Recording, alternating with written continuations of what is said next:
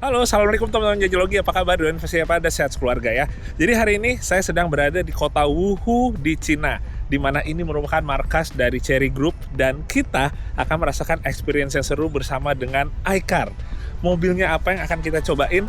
Salah satunya adalah ini dia teman-teman, sebuah iCar V27 yang mana memang yang ada di depan saya ini sudah dimodifikasi dengan gaya-gaya adventure ala Camel Trophy. Bahkan lumpurnya masih pada nempel semua.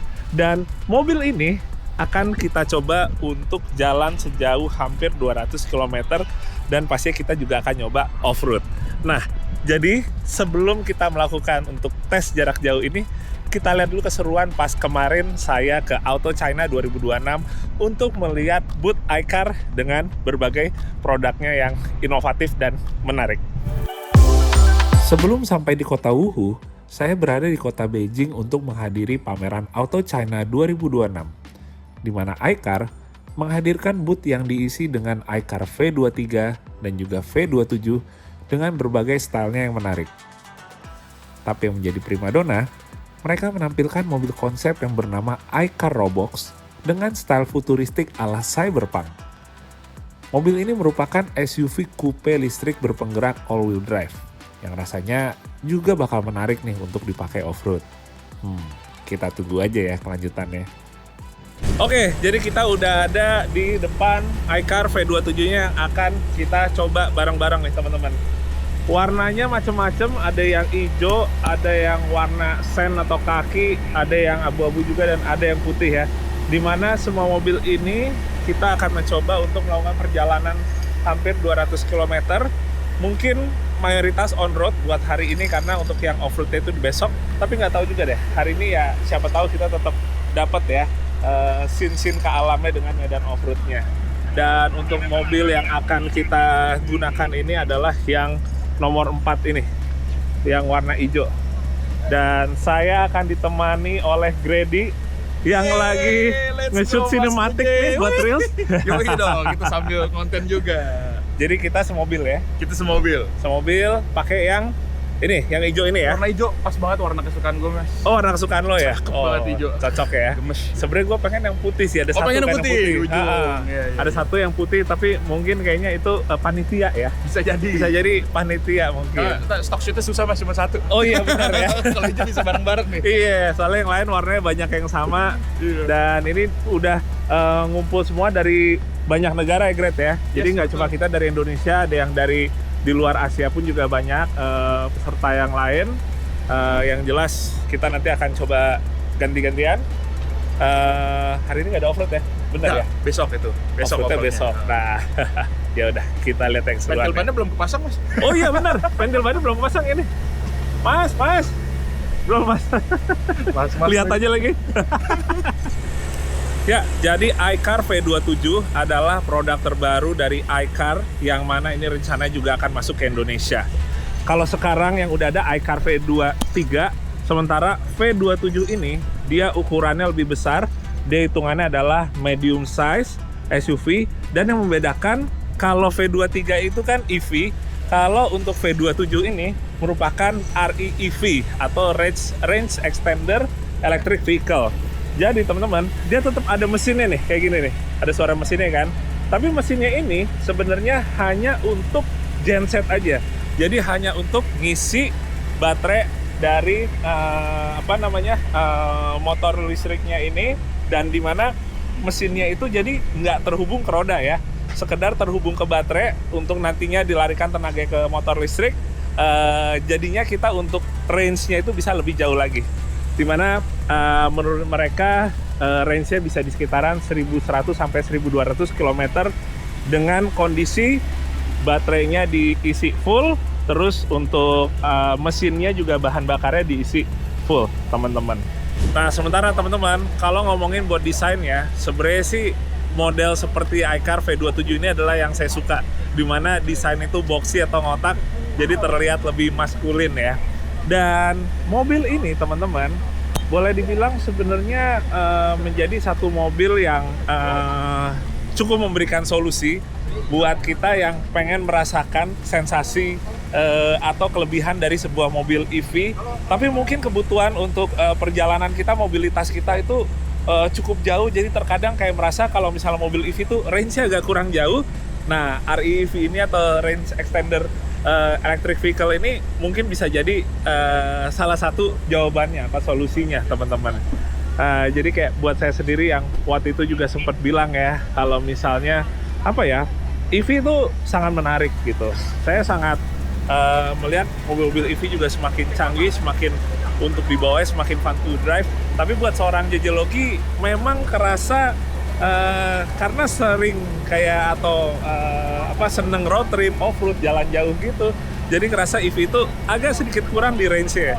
Nah, tapi dengan REV ini ya harapannya kita bisa jalan lebih jauh lagi, explore lebih jauh lagi seperti biasanya kita menggunakan kendaraan berbahan bakar minyak atau konvensional.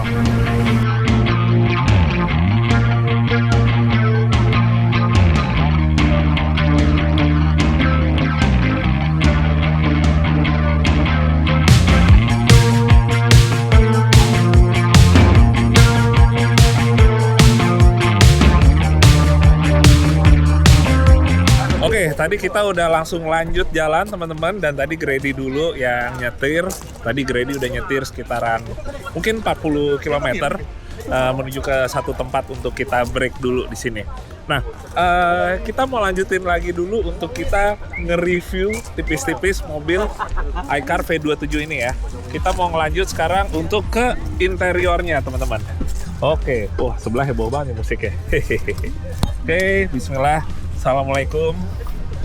Wah, impresi pertama begitu masuk ke dalam sebenarnya adalah karena ini setir kiri, jadi saya langsung teringat lagi momen saat ikut rally Dakar ya, dimana kurang lebih sebenarnya hampir 10.000 km saya nyetir di balik setir yang posisinya left hand drive seperti ini. Sebentar, AC-nya kenceng juga nih, kita kecilin dulu. Oke, teman-teman. Jadi kurang lebih sebenarnya V27 ini konsepnya adalah mecha retro ya. Mecha tuh berarti kayak robotik gitu, sementara retro ya old school gitu, jadul. Jadi bisa dilihat sebenarnya dari konsepnya, dari desainnya banyak yang memang mengkombinasikan antara futuristik dan robotik itu dengan unsur retro, teman-teman. Nah, jadi kayak dari desainnya menurut saya termasuk juga buat kombinasi warnanya emang dapat banget ya aksen itu. Tapi kalau ngomong-ngomong kurang lebih apa aja yang menarik sejauh ini, menurut saya sih sebenarnya lebih ke arah dari mobil ini sebenarnya itu sangat-sangat bisa di customize, cukup modular, cukup banyak poin-poin atau titik-titik untuk bisa dipasangin aksesoris. Kayak dari bagian dalamnya sebenarnya sih, misalnya ada tombol untuk auxiliary. Wah, susah ngomongnya nih.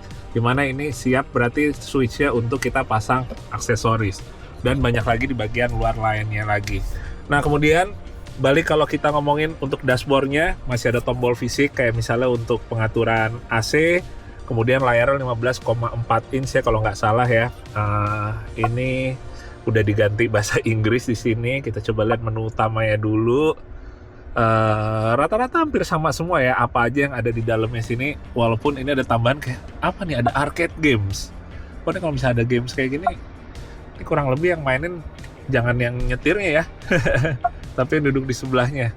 Cuma ini masih harus disetting dulu. Kita kembali lagi ke menu utama. Kemudian selain itu kayak untuk ngeliat surround kameranya, Apple CarPlay, Android Auto. Saya pengen lihat ada mode yang drivingnya. Nah, ini dia yang menarik nih. Jadi coba ya saya ganti tombolnya di sini. Kurang lebih tampilannya tuh menarik banget setiap mode berkendaranya. Kayak misalnya dari mulai loose nih, kayak di gurun gitu, di pasir. Uneven nih saya lihat juga sebenarnya sama kayak di gurun pasir gitu. Emang harus dicobain satu-satu saat off-road, beda karakternya.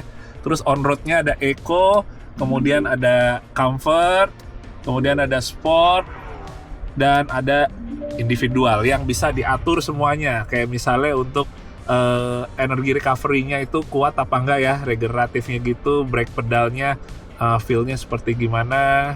Kemudian power response-nya bisa kita setel juga.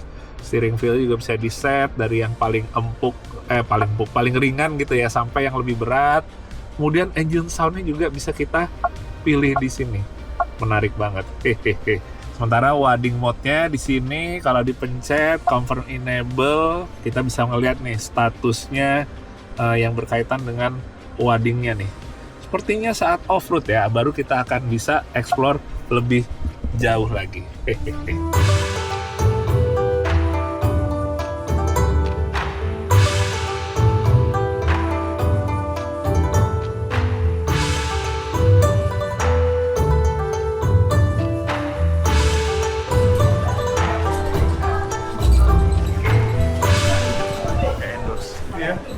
Endorse, memang di endorse. Tuh, kan? Langsung dipromoin tuh.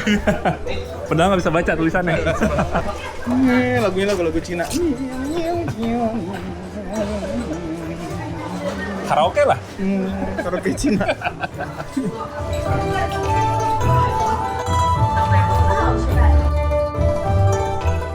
Oke teman-teman, sekarang saatnya saya untuk nyobain iCar V27 ya. Setelah tadi Grady, Omobi juga udah pada nyobain, dan saya cukup penasaran. Sekarang giliran saya untuk ngegas di on-road.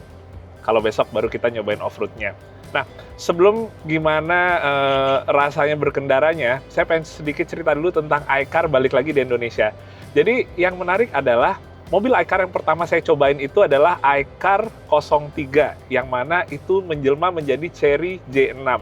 Jadi saat itu alhamdulillah dapat pertama kali kesempatan untuk nyobain termasuk off-roadnya ya, Chery J6. Tapi karena waktu itu namanya masih iCar dan belum benar-benar diputusin ya sebenarnya ya bakal namanya apa di Indonesia. Jadi saat membuat videonya masih dengan nama iCar. Tapi setelah akhirnya dijual dengan nama Chery J6, akhirnya iCar yang benar-benar resmi pertama di Indonesia adalah V23, yang mana boleh dibilang sebenarnya adalah adik dari V27 ini. Nah, jadi kalau V27 ini dia merupakan SUV ukuran medium. Jadi kalau medium itu kan boleh dibilang salah satu pasar yang besar ya kalau di Indonesia. Bedanya dia bertenaga REEV atau Range Extended Electric Vehicle. Jadi simpelnya memang ini seperti mobil EV tapi yang dikasih mesin untuk menjadi genset atau untuk ngecas si baterainya di mobil ini. Jadi kalau misalnya V23 murni EV atau BEV gitu, di mobil ini boleh dibilang dengan dia sistemnya range extended itu bisa bikin kita ya jarak tempuhnya lebih jauh lagi. Jadi buat kayak saya atau mungkin yang suka road trip, suka adventure yang jauh-jauh gitu, rasanya lebih cocok ya dengan V27 ini. Kalau berdasarkan data, walaupun ini belum resmi masuk ke Indonesia, yang ada di luar itu untuk range-nya bisa mencapai 1.100 atau 1.200 km dengan kondisi baterainya full dan BBM-nya juga diisi full.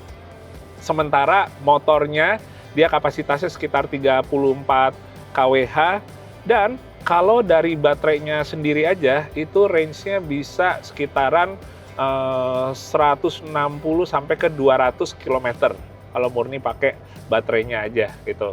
Nah, begitu digabung ketemu deh angka bisa di atas 1.000 km. Nah, sebenarnya kalau rasa berkendara secara umum dulu antara mobil REEV ini dengan EV dengan mobil biasa gitu ya, ICE gitu, yang ngebedain apa sih? Jadi secara umumnya boleh dibilang rasanya lebih seperti mobil EV teman-teman. Seperti mobil EV cuma ada tambahan suara mesinnya. Tapi suara mesinnya itu dia konstan, bukan berarti kalau kita gas dia juga RPM-nya lebih tinggi dan lebih berisik ya. Jadi kurang lebih kayak denger mesin langsam aja gitu atau mesin idle. Nah, sementara yang lainnya lagi yang bikin rasanya kayak EV itu karena mobil ini menggunakan baterai yang mana posisinya ada di bawah. Jadi center of gravity-nya sama seperti kebanyakan mobil EV yang lain ya. Setidaknya mobil EV yang SUV gitu ya. Jadi feel-nya lebih seperti SUV tapi dengan suara tambahan suara mesin. Nah, kalau misalnya ditanya, oke, sekarang kita udah tahu ini rasanya seperti EV. Tapi dari V27 sendiri, apa sih sebenarnya yang saya bisa rasain berbeda dengan karakter EV yang lainnya? Jadi yang paling berasa itu justru adalah feel untuk nyetirnya ya, untuk handlingnya, untuk kita berkendaranya di balik setir ini terasa cukup berbeda. Pertama, dari mulai untuk pedal gasnya atau pedal remnya, yang pada intinya berasa lebih smooth, progresifnya itu dia bisa lebih halus dibandingkan dengan beberapa mobil lainnya yang EV itu yang saya rasa tuh masih berasa kayak ada kaget atau ada kosongnya gitu. Jadi nggak bisa benar-benar power delivery-nya atau saat braking-nya tuh nggak bisa se-smooth ini.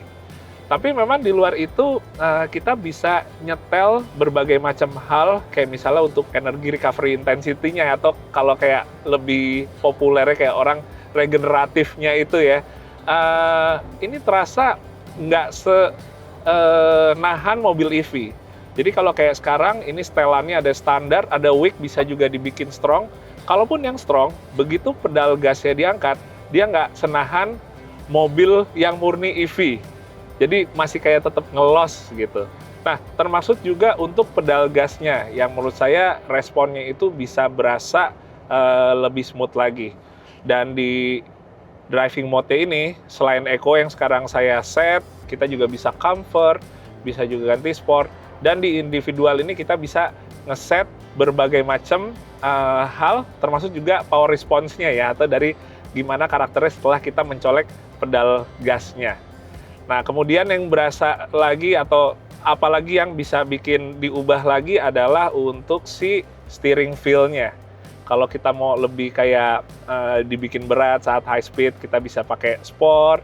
Kalau misalnya kita mau dibikin lebih enteng, kita bisa pilih ke soft. Tapi itu ada di individual.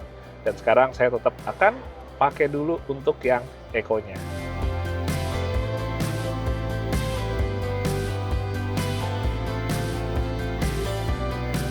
Ya teman-teman, jadi kita barusan habis ngelewatin satu jembatan yang sangat panjang yang melintasi sebuah danau yang sangat besar, namanya Sijuhu Grand Bridge.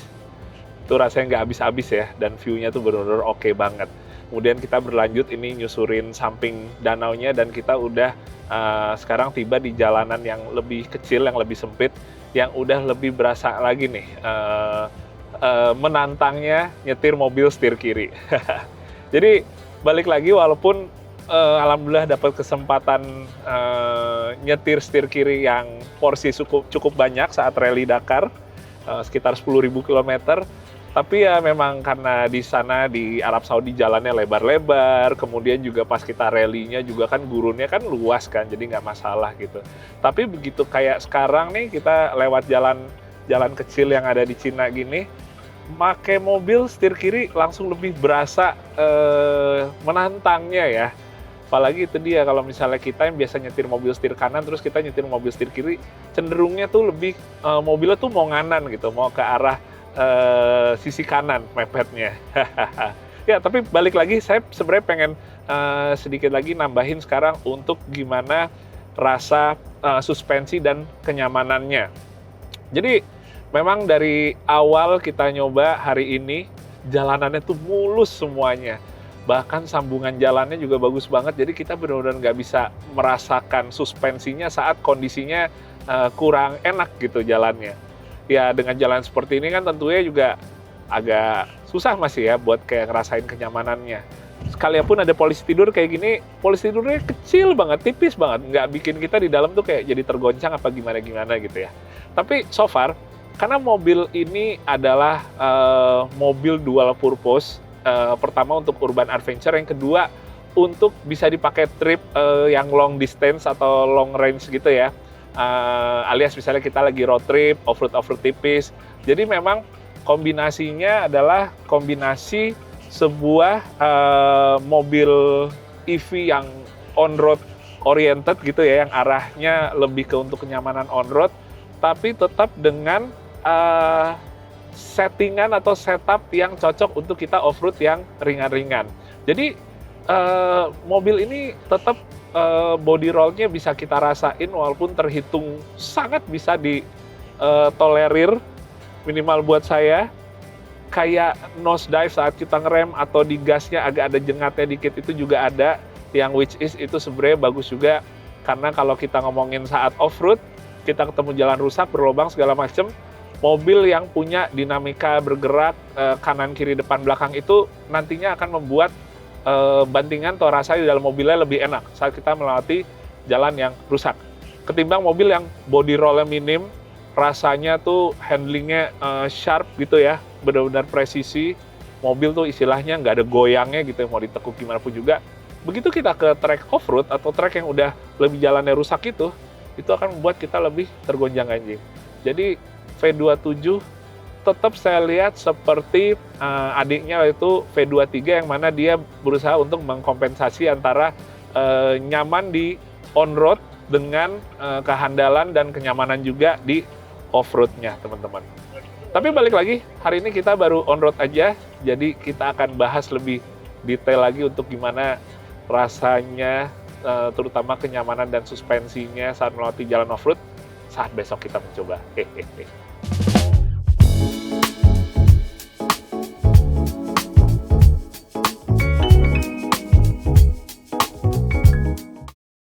Oke teman-teman, ini udah di hari berikutnya dan hari ini baru kita akan tes off-road.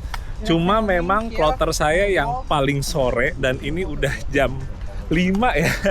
Semoga nggak terlalu gelap saat nanti kita mulai testing off-road ya. Jadi kita akan testing off-roadnya itu kurang lebih di lapangan, kayak di sebelah sana nanti. Nggak terlalu panjang dan nggak tahu ya kayak berlumpur apa nggak, kita lihat ya nanti. Kita siap-siap dulu. Ini mau tanda tangan dulu sebentar nih.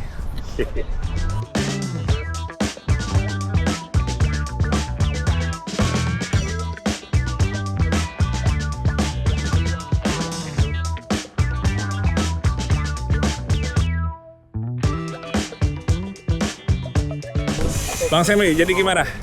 Kita mau ngapain? Kita mau siksa mobil. Siksa mobil? Iya, biar kita tahu dia beneran tangguh seperti di iklan apa enggak. Gitu. Oke, soalnya kalau di iklan tuh kan biasanya kan masih banyak cheatingnya. Jadi Mas Jaja ini harus membuktikan biar seluruh masyarakat Indonesia tahu bahwa mobilnya beneran tangguh atau tidak. Oke, tapi Bang Semi juga tetap nyetir kan? Nyetir.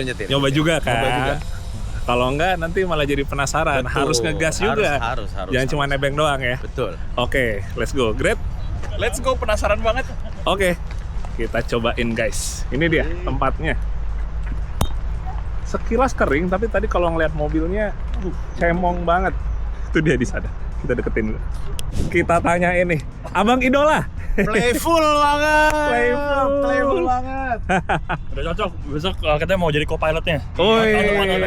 Lagi. Dakar tahun depan ya. Boleh. Tapi tugasnya ngapain Bang jadi? Kita baca lirik di samping Om Jaje, ya kan?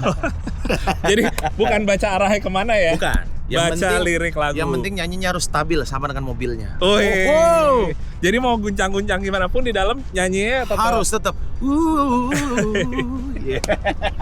nggak kaget deh kalau idola kita ya, nggak kaget ya. Jadi kurang lebih jalannya saya tetap nebak sendiri ya. Soalnya Bang Semi kan harus nyanyi. Hanya Tuhan dan Jaja yang tahu jalannya.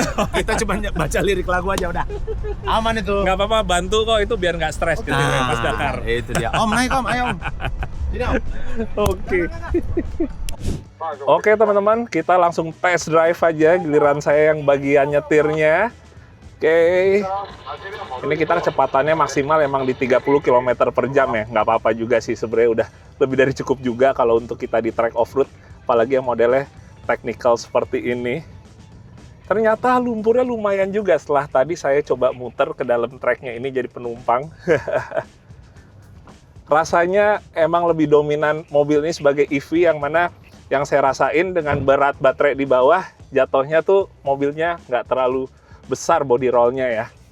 Dan karena kemarin kita nyobain pas lagi di on-road tuh berasa power delivery-nya itu smooth ya. Kayak kalau pas kita gas tuh nggak ada kayak berasa kayak delay-nya dulu gitu, yang biasanya kita suka ngerasain di beberapa mobil Cina yang lain. Itu ngebuat kita untuk kontrolnya di medan off-road ini lebih gampang. Oke, bantingannya juga enak. Oke. Kita balik ke kanan sini. Oke. Dan traction controlnya sih oke banget sih. Kita udah pakai mode off-road di sini, dan dengan menggunakan mode off-roadnya ini terhitung pembagian tenaga ke tiap rodanya itu cukup pintar. Walaupun memang V27 ini dia arahnya bukan untuk heavy off-road ya, tapi tetap nih asik nih, kita ada ngelumpurnya di sini. Wah, asik banget. Asik banget tuh. So far, walaupun treknya cuma pendek aja, dan lumpurnya ternyata cukup licin juga ya. Tapi lumayan ketolong juga karena udah diganti dengan ban AT. Jadi kita bisa ngerasa ini jauh lebih optimal lagi dari mulai traksi, termasuk juga untuk handling atau kontrol ya teman-teman. Ya, dan ini sekarang udah kurang lebih berapa ratus meter terakhir. Emang porsinya dikit banget, tapi nggak apa-apa. Mungkin nanti kita kesempatan lagi untuk nyoba langsung kalau udah ada versi right hand drive-nya yang hadir di Indonesia. Karena so far jujur ini mungkin menjadi salah satu mobil yang saya sendiri minat ya. Apalagi untuk yang REV ini belum pernah saya punya sebelumnya. Diminta lebih ngegas sama instrukturnya. Wah, dia nggak tahu nih. Oke. Lebih dari cukup untuk kita nyoba test drive off-road-nya. Kita akan gantian lagi dengan yang lain. Semoga bisa berkenan, tapi so far yang bisa saya rasain teman-teman, mobil iCar V27 ini rasanya seperti mobil EV, tapi dengan range yang bisa membuat kita melakukan road trip atau perjalanan lebih jauh lagi. Yang mana pastinya kita menggunakan mobil SUV seperti ini, rasanya sayang kalau hanya kita gunakan di perkotaan, tapi pasti untuk kita explore keluar Jakarta, misalnya ngeliat keindahan alam Indonesia, pasti akan sangat terbantu dengan REV-nya dari mobil ini. Oke. Akhirnya tibalah kami di penghujung perjalanan. Tak terasa, selama 1 minggu kami diajak untuk merasakan pengalaman menggunakan iCar V27, baik on-road sambil menikmati pemandangan alam, maupun off-road sambil merasakan keandalannya. Sebagai range extended EV, sepertinya iCar V27 akan cocok untuk orang seperti saya yang senang road trip atau melakukan perjalanan jauh. Kita coba tunggu aja ya kehadirannya di Indonesia.